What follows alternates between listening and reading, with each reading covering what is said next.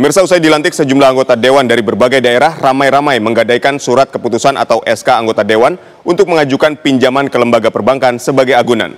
Fenomena ini seolah membenarkan pendapat Ketua DPR Puan Maharani yang menyatakan bahwa biaya politik itu mahal.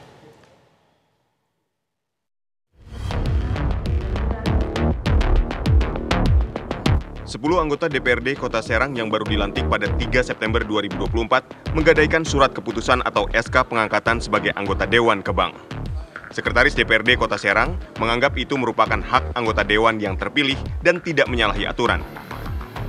Fenomena ini bukan pertama kali terjadi, karena pada periode sebelumnya, jumlah anggota Dewan yang menggadaikan SK. Pemirsa, usai dilantik, sejumlah anggota Dewan dari berbagai daerah di seluruh Indonesia ramai-ramai menggadaikan surat keputusan atau SK anggota Dewan untuk mengajukan pinjaman ke lembaga perbankan sebagai jaminan. Sejumlah bank menawarkan pinjaman dengan nilai mulai dari 500 juta rupiah sampai 1 miliar rupiah. Fenomena ini seolah membenarkan pendapat Ketua DPR RI Puan Maharani yang menyatakan bahwa biaya politik itu mahal. Lantas, benarkah mahalnya biaya politik menjadi alasan anggota Dewan ramai-ramai menggadaikan SK untuk mendapatkan pinjaman? Untuk membahasnya telah bergabung bersama kami.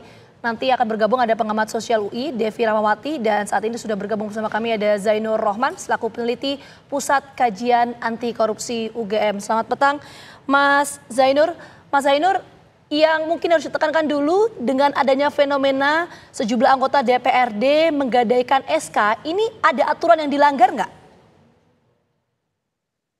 Ya, kalau aturan sepertinya tidak ada yang dilanggar ya. Kenapa? Karena kan masing-masing anggota DPRD itu punya hak untuk mengelola pendapatan mereka sendiri. Tetapi yang perlu menjadi perhatian bagi publik maupun pemerintah menurut saya adalah mengapa sampai anggota-anggota DPRD ini begitu dilantik harus menggadaikan SK mereka begitu ya. Karena kan berarti di sini ada satu kebutuhan finansial yang dialami oleh banyak anggota DPRD terpilih begitu. Nah, mengapa kebutuhan finansial itu muncul? Berarti ini memang betul, ini menandakan besarnya biaya politik yang harus ditanggung oleh para anggota dewan kita. Nah, apa sih yang menjadi concern publik ketika biaya untuk menjadi anggota dewan itu sangat tinggi begitu ya? Concernnya adalah kalau biaya untuk jadi anggota dewan sangat tinggi, maka akan ada keinginan, kebutuhan, situasi untuk pertama tentu mengembalikan modal politik begitu ya. Modal politik itu pun sendiri mungkin ada yang berasal dari kantong pribadi, ada yang berasal dari utang begitu, sehingga harus mencari biaya untuk menutup utang maupun kemudian juga untuk menutup modal pribadi. Yang kedua, tentu nanti selama mereka menjabat, ya penghasilan sah itu akan jauh berkurang karena sudah digadaikan di depan dalam tanda kutip gitu. Sehingga tentu ini juga bisa berpengaruh terhadap performa maupun resiliensi mereka ketika misalnya menghadapi berbagai tawaran maupun tantangan khususnya terkait dengan uang-uang yang tidak sah seperti misalnya suap atau gratifikasi dari para pihak, apakah itu para penyedia barang dan jasa atau justru dari pemerintah itu sendiri. Nah, yang ketiga Mbak, yang perlu juga menjadi concern adalah nanti mereka di pemilu yang akan datang tentu juga membutuhkan lagi modal politik gitu ya, sehingga dari mana nanti mereka akan membiayai modal politik itu ya tentu ketika mereka sedang menjabat mereka akan mengakumulasi modal gitu ya. Nah, oleh karena itu kalau yang diakumulasi sudah tidak ada dari sumber yang sah, rawannya adalah mereka akan mengakumulasi modal itu dari sumber-sumber yang tidak sah yang biasanya paling favorit adalah dari para penyedia barang dan jasa, para kontraktor, para vendor maupun dari pemerintah atau pihak-pihak lain yang kemudian dalam tanda kutip menjadi sapi perahan begitu. Baik Mas Zainur, ini kita dari pendapatan yang sah anggota Dewan. Sebetulnya apakah sebanding biaya politik yang tadi luar biasa mahal itu mulai dari kampanye sampai harus menggadaikan SK dengan pendapatan sah mereka sebagai anggota DPRD? Sebenarnya kalau pengeluaran biaya politiknya hanya bersumber dari aspek-aspek yang sah, itu sebenarnya tidak terlalu besar gitu ya. Mungkin komponen utamanya kan yang pertama adalah untuk kampanye, yang kedua mungkin untuk biaya saksi begitu ya. Biaya politik menjadi membengkak karena adanya kebutuhan serangan fajar, money politik. Nah, kalau sudah ditambah dengan aspek serangan fajar dalam bentuk money politik ini, kemudian menjadi tidak seimbang antara penghasilan sahnya anggota DPRD dengan biaya politik yang dikeluarkan ketika mereka mencalonkan diri begitu ya. Untuk kabupaten kota misalnya Saya pernah mendengar penghasilan sah seorang anggota DPRD di kabupaten kota mungkin naik turun masing-masing daerah beda, mungkin sekitar 35 juta. Take home pay-nya dengan penghasilan-penghasilan lain yang sah dari negara mungkin sekitar antara 50 sampai 60 juta. Sedangkan pengeluaran mereka selama pemilu itu ada yang berkisar antara 2 sampai 5 miliar rupiah untuk DPRD level kabupaten kota. Artinya memang di sini ada ketimpangan antara penghasilan sah dengan biaya yang harus dikeluarkan, yang biaya yang harus dikeluarkan tersebut mayoritasnya justru berupa serangan fajar, politik uang. Nah, itulah yang kemudian menyebabkan biaya politik menjadi semakin tinggi. Kalau hanya dari biaya yang sah, saya pikir tidak sebesar itu. Ya, tapi ada perbandingan nggak Mas? Berdasarkan riset yang dilakukan oleh Mas Zainur dan juga kawan-kawan ya, kalau kampanye ini secara normal tanpa serangan fajar dengan serangan fajar ini perbedaannya seberapa signifikan?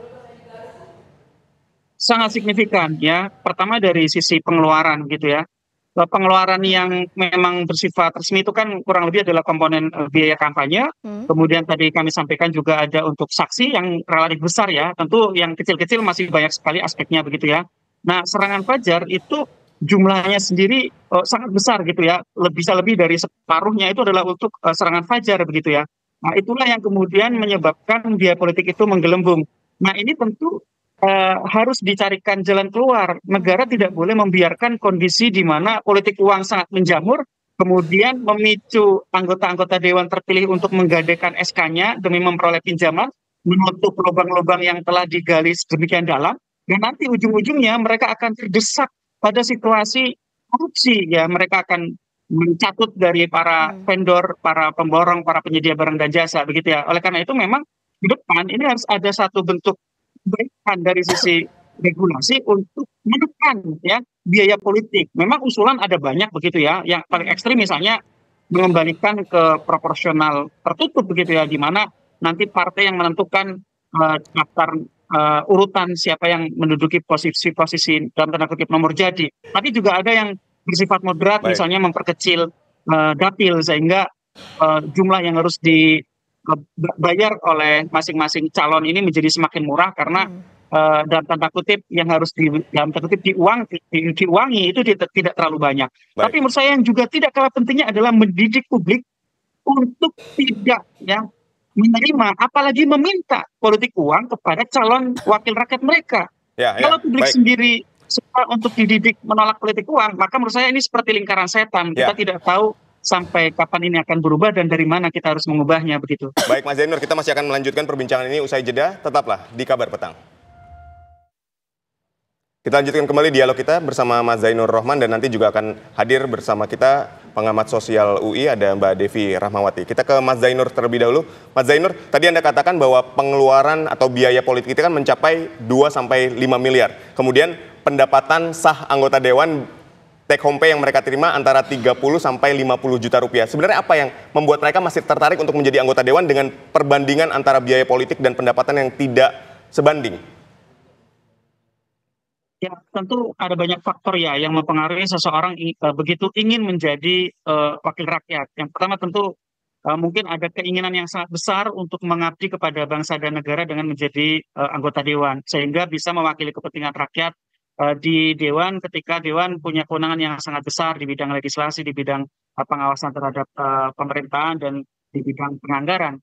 Yang kedua, secara sosial menjadi anggota dewan itu begitu menaikkan derajat diri dan keluarga menjadi sangat tinggi, apalagi bagi mereka yang sangat ingin menjadi jabat, menjadi orang besar gitu ya, maka ketika tidak ada jalan yang tersedia misalnya dengan menjadi pejabat karir melalui ASN atau juga misalnya di posisi-posisi lain, maka cara menjadi anggota dewan itulah yang harus ditempuh, sehingga kadang-kadang orang sekadar ingin membeli sejarah gitu ya, agar namanya bisa menjadi harum gitu ya secara sosial gitu ya, sehingga berapapun biaya yang harus dikeluarkan mereka tetap bayarkan. Dan bahkan memang ini didukung oleh keluarga meskipun dari sisi materi mungkin tidak akan masuk akal antara modal yang dikeluarkan dengan pendapatan yang diperoleh. Sehingga sekali lagi memang ini satu persoalan yang sangat kompleks.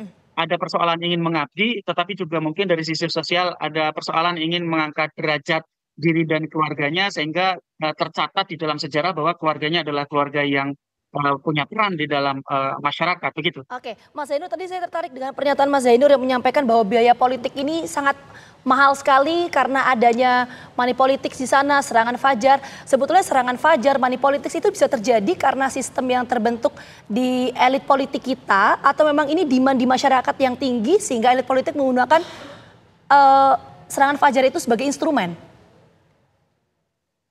Saya sih melihat semua berasal dari elit politik ya.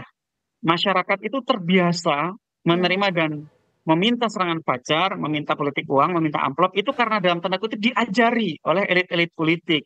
Ketika ada pemilu, ketika ada pilkades gitu ya, ada pilkada, ada tawaran-tawaran dari para peserta pemilu sehingga lama-kelamaan ini menjadi semacam terpola gitu ya, masyarakat justru yang kemudian meminta. Jadi yang mendidik masyarakat menjadi peminta-minta serangan fajar itu juga adalah para elit kita. Nah, elit kita itu memang di kondisi yang saat ini saya katakan itu juga terkondisi oleh sistem pemilu kita. Sistem pemilu kita kan dengan apa namanya proporsional terbuka dengan seperti sekarang ini, para caleg ini tidak saja bersaing dengan partai-partai lain, tetapi mereka juga bersaing di internal partai mereka sendiri gitu ya, di dalam satu dapil yang sama gitu. Iya. Jadi memang persaingannya sangat keras, bahkan dikatakan pemilu 2024 ini adalah pemilu paling brutal begitu ya, Baik. khususnya dilihat dari serangan fajarnya, sehingga memang ke depan perlu sekali adanya evaluasi mengenai sistem kepartean dan sistem pemilu kita gitu ya. Saya bukan termasuk orang yang mendukung kembali ke masa lalu begitu ya, dengan apa namanya proporsional tertutup misalnya. Tetapi apapun itu tetap harus diusahakan cara untuk bisa mengubah agar pemilu itu menjadi semakin murah. Kalaupun misalnya ada pihak yang mengusulkan agar kembali ke proporsional tertutup, maka dibutuhkan Baik, Mas Zainur. step atau tahapan-tahapan agar apa? Agar tidak semakin menjadi korup gitu ya. Ya. Bayangkan dengan situasi sekarang partai-partai sendiri sebagai instrumen demokrasi di dalam internalnya sendiri tidak demokratis, kemudian diusulkan menjadi proporsional tertutup, maka partai akan menjadi sangat berkuasa, akan menjadi sangat korup. Sehingga kita memang tangkap poinnya. dibutuhkan juga reformasi kepartean dengan melakukan demokratisasi internal kepartean. Oke. Nah, partai sendiri tanpa adanya intervensi melalui regulasi itu tidak Baik, ada Mas partai Zainur, keinginan Anda untuk tadi juga memperbaiki menyoroti diri, mengenai untuk proporsional mendemokratisasi diri, terbuka tidak ada. yang berpotensi ini money politicsnya cukup tinggi ya karena para caleg bertarung baik itu secara internal maupun eksternal. Kita juga saat ini telah terhubung bersama dengan Devi Rahmawati. Mbak Devi, selamat petang. Selamat petang, Mbak. Ya, Mbak Devi, tadi kita membahas mengenai besarnya biaya politik di pemilu. Ini apakah money politics terjadi ini karena memang sistem yang sudah terbentuk di elit kita atau memang demand di masyarakat yang tinggi sehingga para elit politik ini menggunakan instrumen money politik itu, Mbak Devi, atau gimana? Gini, sebagai pengajar di ilmu sosial, kita tahu perubahan ini terjadi yang nanti bisa dikonfirmasi ke teman-teman pengamat politik lah. Bahwa memang ada aturan yang kemudian membuat aturan kepemiluan yang membuat memang secara terbuka persaingan itu kemudian menjadikan money politik tanda kutip sebagai jalan untuk tanda kutip lagi membeli hati masyarakat. Nah, masyarakat dalam hal ini sebagai tanda kutip customer dari pasar politik ini tentu saja akan menikmati tanda kutip berkah 5 tahunan ini gitu ya. Jadi ini satu proses alamiah yang terbentuk dari desain politik yang juga sebenarnya tidak secara sederhana terjadi kan begitu. Ya. Nah, dalam konteks sosial ini yang kemudian menjadi berbahaya gitu ya, karena artinya masyarakat tidak lagi melihat politik sebagai sebuah jalan suci yang mampu kemudian menyelesaikan persoalan jangka panjang mereka. Artinya politik kemudian di mata masyarakat secara sosial mereka melihat ini adalah bagian dari jalan keluar jangka pendek gitu ya, jalan jangka sempit gitu ya, untuk membantu mereka lepas dari misalnya kebutuhan-kebutuhan jangka pendek tadi. Ini yang tentu saja berbahaya karena sebenarnya kita perlu masyarakat yang berdaya, yang paham bahwa dengan pilihan politik yang tepat, maka harkat, derajat, dan martabat masyarakat yang kemudian akan terangkat karena kita memiliki wakil, kita memiliki pemimpin yang betul-betul amanah gitu ya, yang kita jatuhkan pilihan bukan karena mereka membeli hati kita dengan berbagai cara yang diduga salah satunya money politik, tapi memang betul-betul atas dasar kesadaran. Baik, Mbak Devi, itu fenomena sosial dari sisi masyarakatnya. Nah, sekarang kalau dari sisi anggota dewan yang ramai-ramai menggadaikan SK untuk biaya politik yang mahalnya itu seperti apa, Mbak Devi? Ya, ini tadi saya sepakat dengan beliau gitu ya, bahwa Mas Zainur, bahwa memang ini satu siklus yang lagi-lagi sebenarnya sangat alamiah gitu ya. Ketika seseorang mengeluarkan sesuatu, maka dia pasti punya kepentingan untuk mengembalikan pengeluaran tersebut. Nah, artinya yang kemudian faktor-faktor tadi itu berkelindan atau saling bertemu, yaitu tadi faktor simbolik sosial, bahwa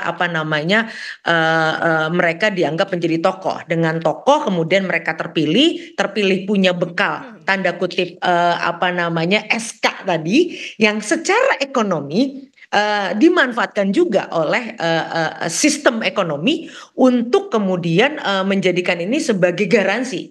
Ini kan sebenarnya semuanya saling kemudian memanfaatkan situasi yang ada gitu ya. Jadi jangan melihat ini hanya dari sisi politisinya, tapi bagaimana kemudian orang-orang atau organisasi yang menerima SK itu tentu juga memanfaatkan hal tersebut gitu ya. Artinya kenapa enggak kalau kemudian saya juga bisa mendapatkan pendapatan dengan kemudian memanfaatkan SK-SK ini. Artinya kita tidak bisa sekedar kemudian memojokkan teman-teman politisi gitu, atau malah kemudian memojokkan masyarakat. Ini satu proses yang pangkalnya menurut hemat saya, Mas Zainur pasti lebih mafhum, ini terkait dari desain politiknya yang mendorong kemudian semua orang berkompetisi dalam pasar bebas, yang akhirnya logika pasar yang kemudian bekerja, baik itu dalam konteks sosial kemasyarakatan maupun kelompok-kelompok ekonomi. Oke, baik, kita menuju ke Mas Zainur. Mas Zainur, kok tadi kita melihat fenomena para anggota dewan yang ramai-ramai menggadaikan SK ini, kan tadi Mas Zainur menyoroti mengenai biaya politik yang sangat mahal karena adanya sistem proporsional terbuka. Jadi para caleg ini bertarung baik itu secara internal maupun eksternal. Tapi bagaimana solusinya kalau kita menggunakan proporsional tertutup pun juga ini nanti akan dikritik oleh banyak pihak tidak menggunakan sistem demokrasi dalam proses pemilihan? Betul, mau kembali ke proporsional tertutup pun korupsinya menurut saya tidak hilang, cuma berpindah, korupsinya berpindah dikuasai oleh partai, gitu ya. Jadi nanti partai yang akan menerima suap dari para calon gitu. Nah, tetapi menurut saya desain apapun yang akan digunakan, menurut saya ada beberapa langkah yang harus ditempuh. Yang pertama adalah demokratisasi di internal partai politik, ya. Parpol itu kan instrumen demokrasi dalam sebuah negara seperti Indonesia ini gitu ya. Tetapi parpol sendiri bukan merupakan satu institusi yang sudah demokratis di internalnya.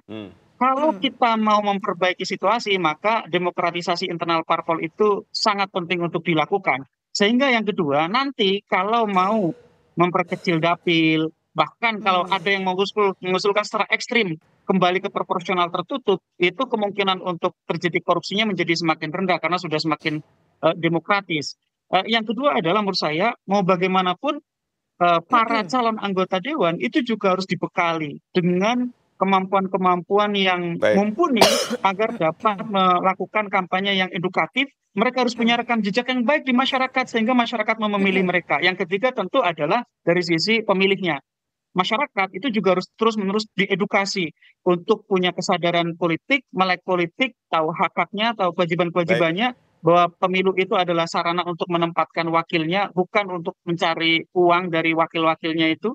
Kemudian mereka harus punya resiliensi untuk mau menolak segala macam bentuk money politik. Jadi menurut saya memang desainnya baik itu pemilu maupun partai harus diperbaiki. Caleg-calegnya juga harus dikaderisasi. Yang sekarang caleg itu gampang sekali, cukup daftar melalui website bisa dijadikan caleg. Baik, gitu Mas ya. Zainur, kami sudah mendapatkan poinnya.